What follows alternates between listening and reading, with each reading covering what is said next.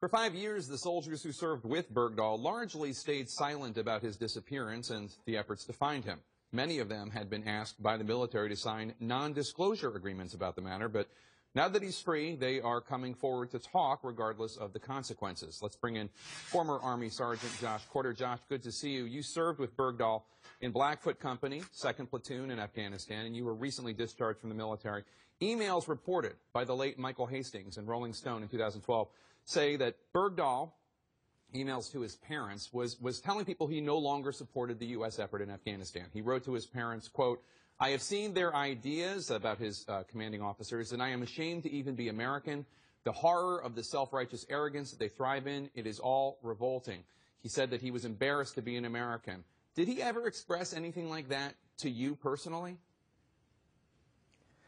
Yes, Jake.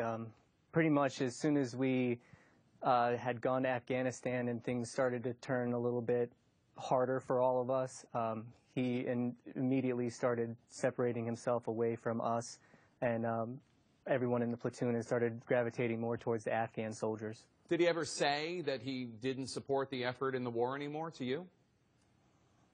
I didn't hear it directly out of his mouth, but I did hear very often people talking about it. I think I overheard a conversation once where he was talking to someone on the phone about it. He just always was trying to spread that word to people. He was never really happy about it.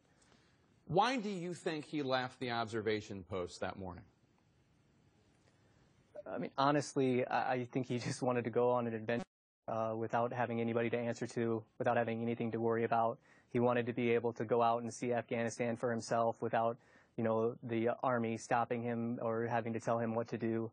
I think he was just trying to, go on an adventure.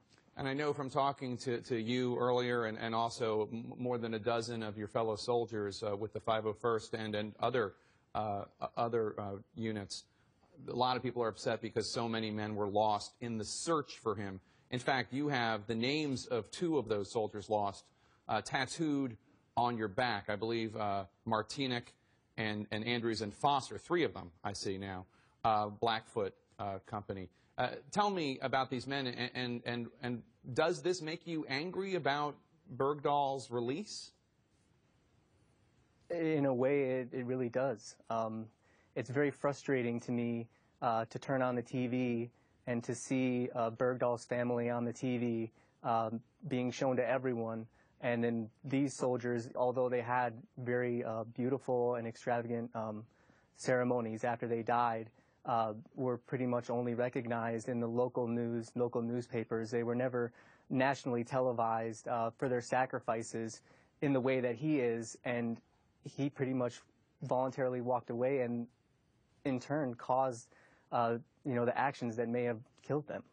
I know the parents of one of them, one of those soldiers who died, he died on the same day that Michael Jackson died, and he was very upset that not as much attention or even a minuscule amount of attention went to that death. Now as to what should happen to Bo Bergdahl, Greg Leatherman, who I believe you know, he was a former squad leader, he said, quote, "I am pleased to see him return safely. From experience, I hope that he receives adequate reintegration counseling. I believe that an investigation should take place as soon as healthcare professionals deem Bergdahl fit to endure one." Talk to other soldiers who think that he should be court-martialed for desertion. What do you think? I mean, by no means do I think that he needs to be pulled out of the hospital and brought before anybody right now during this time. I mean, I do understand that his family has had him gone for this period of time without any or very limited contact with him, and I understand that they probably want to, reunite some of those bonds. I mean, even soldiers in prison get to speak to their families from time to time, so I understand that. Sure. But as soon as he is able and as soon as he is fit, I do believe that he needs to be questioned and basically tried if necessary. For leaving the observation post and for deserting the unit. And yes, yeah, any of us would have died for him while he was with us. And then for him to just leave us like that, it was a very big betrayal.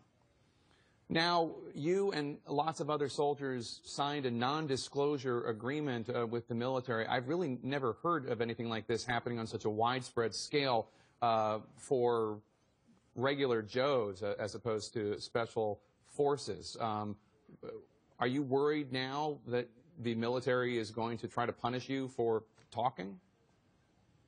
I mean, it's certainly a possibility, but I don't think that I could have continued to go on without being able to share with you and the people the true things that happen in this situation. Because if you guys aren't made aware of it, it'll just go on. He'll be a hero, and nobody's going to be able to know the truth. And the truth that you want people to know is that he left, he deserted, in your view, and that good men died trying to find him. I mean, he's at best a deserter and at worst a traitor. Former Sergeant Josh Corder, thank you to us, and thank you for your service. Thank you.